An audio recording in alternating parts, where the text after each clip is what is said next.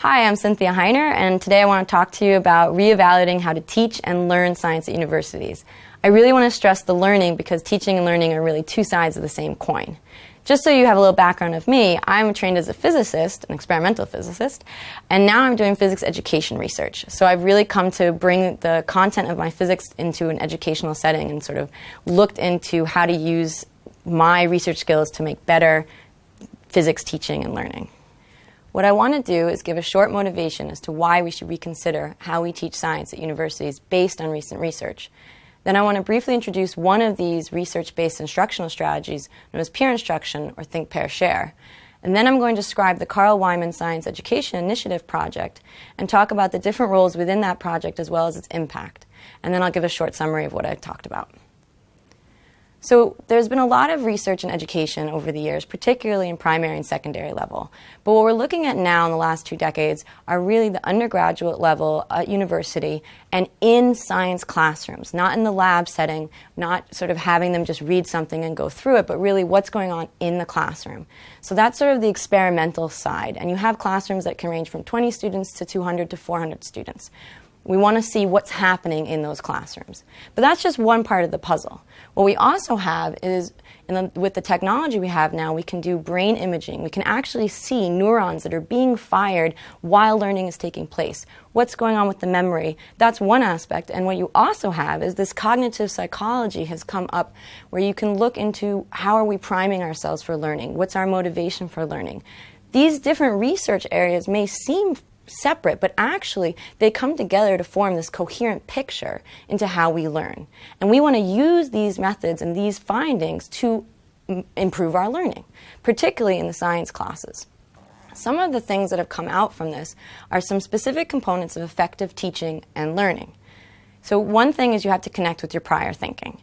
So we have to check, we can't do that for our students. Our students have that thinking. For instance, in physics, which is where I come from, you might have a model to explain something in your head, and now you're being taught in the physics class a new model, and you might just accept that. Or what we can try to do is connect it to their previous model. Where did their model end and could no longer describe the phenomena, and where do they now need this new model to describe what they see? Where does it come into play? It's not just about the content that we have to connect with their prior knowledge, but also they have prior knowledge into how they learn. They've been trained at school, and again with foreign students, so I was working at the University of British Columbia in Vancouver where they have a very large Asian population. They have a different primary schooling than we do sometimes in the West, so they have a different idea of what it means to learn and to study. So we need to connect with both of those ideas with the students, bring them on board into why we're doing these new methods, and then also connect it with their content knowledge. So that's sort of the first step. The next thing is the motivation. That might sound like something very personal, but it's actually not. The instructors can do a lot to create motivation in their students, to promote motivation. So motivation is ideally that the subject is interesting. So if you're teaching biology students in a physics classroom, for instance, you may want to use examples from the biological system. That would be one thing that may increase the interest of the students. That's sort of context-rich problems. But you also want to make it clear to the students how it's useful to them, how it's useful and relevant in their career, in their progress. And at a low level, how is it relevant to their grades? Students ask, is this going to be on the exam? So an exam can be something that trains them to know to what they should learn, but you can expand that. It doesn't have to just be an exam. It can be activities you have in the lecture that are relevant and can be considered part of their grade that they will then engage with. So that you create that motivation in different ways. Also, within that motivation is the sense of mastery. So if a student feels that there's this giant mountain and they're never going to get to the top, it's very easy to give up, to have an excuse to say, oh, I can't do that. How many people have you ever heard say, I can't do history? But people say, I can't do math, I can't do physics. Well, it doesn't really make sense. You need to give them the steps that they see where can they get to and that they'll be able to get to that mastery. If they think they'll never have a chance, it's a perfect excuse to not even try. So these things come together. That's sort of one side of the coin. Now the other side is we want to apply what we know about memory and sort of brain knowledge. So just as a small example, you have sort of this idea of chunking. So if I'm memorizing a phone number, I have to memorize 7 individual digits. But if I know that the first 3 digits are an area code, I can remember that as one chunk of information plus 4 individual digits. So by having that and knowing how much memory can a student sort of allocate to new information at any one time, we incorporate that into our lecture. So just pouring information in does not mean the student could pour it right back out. So we have to think about what can they accomplish. And again, when you connect it with their prior thinking, you actually embed it deeper in their learning. So this is another reason to connect these new facts, and that helps them build the memory. And that leads to the next point, which is explicit practice of expert thinking. So the experts might know this is an area code or this is a certain structure, whereas a novice might not see that. And so it's important for us to help them see the structures that could help them optimize their sort of memory and their thinking and connecting it to their prior knowledge. So we need to not only model that as experts, but explicitly give them the opportunity to practice it. And that all comes back to timely and specific feedback. And a lot of times in our lectures, we're getting to be 20 students, again, 200, 400 students. You might think the only feedback is an exam, which is usually too little, too late. And that's not true. We know that the best learning is a one-on-one situation. And even though we don't have that situation, that doesn't mean we shouldn't strive for it.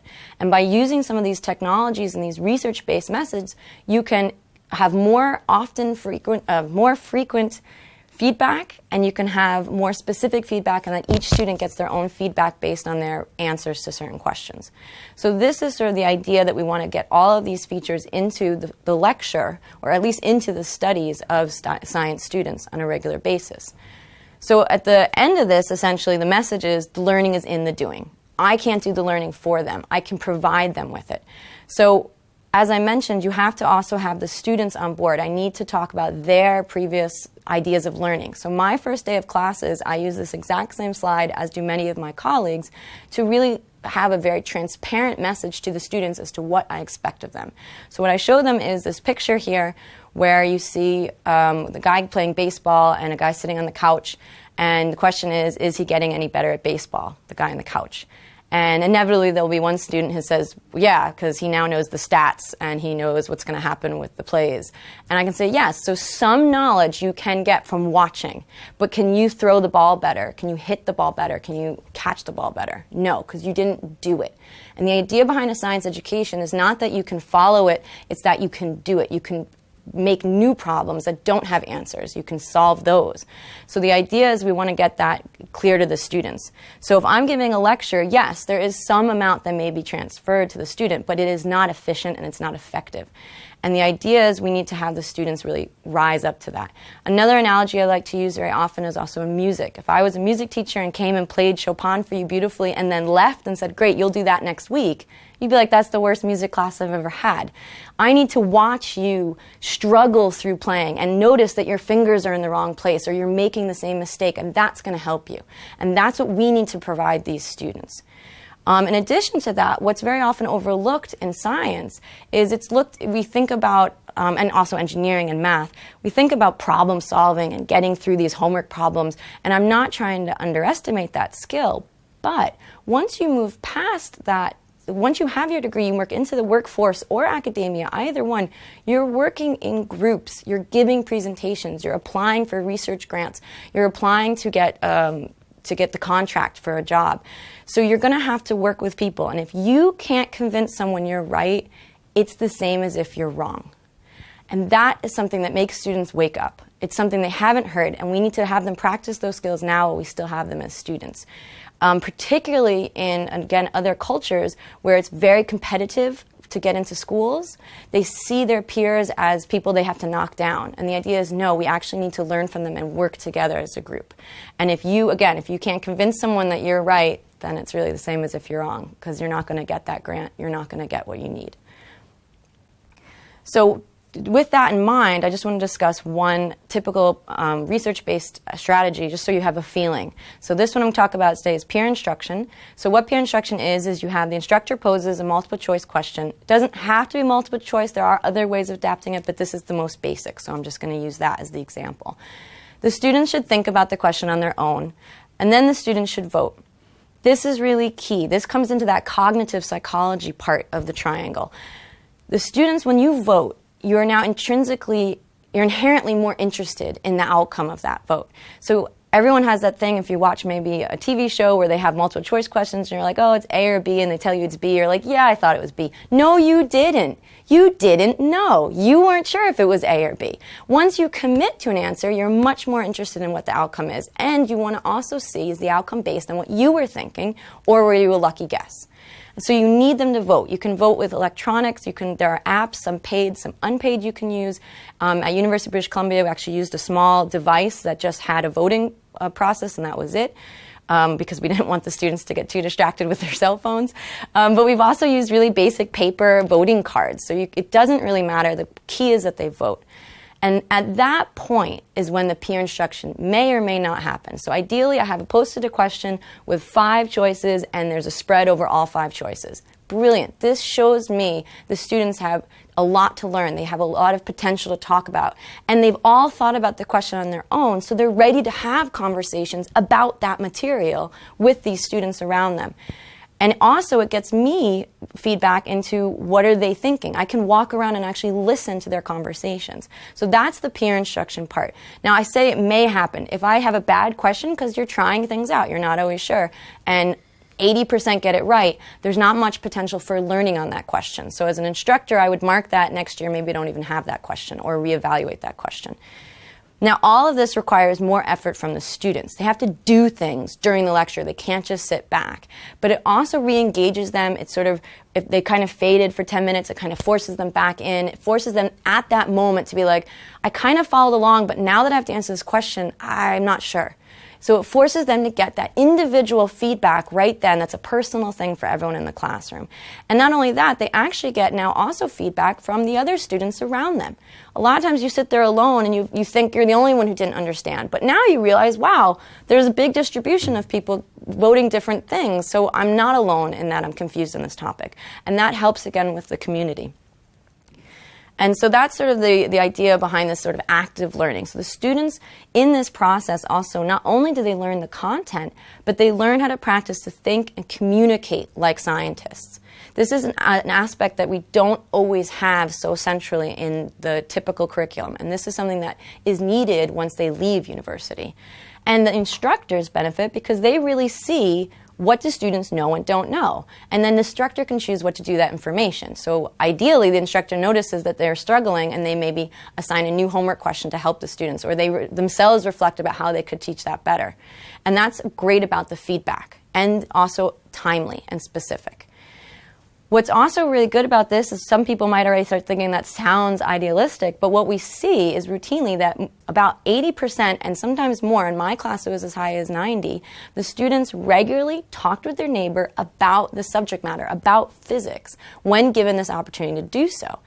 This may be even more rewarding for students that are English as a second language students, because it forces them to, again, use their English skills to practice communicating their science skills, as well as for underrepresented students.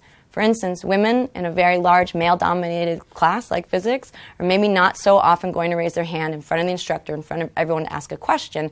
And in these small talks, it gives them the opportunity to go through their own knowledge. And we all know the best way to learn is by teaching.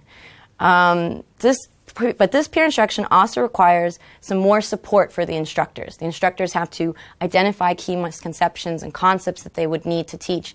They have to create multiple choice questions, and they have to facilitate this all in the classroom. Well, these are skills that not every instructor has because they have not been trained in it either. And that's where we come into the Carl Wieman Science Education Initiative.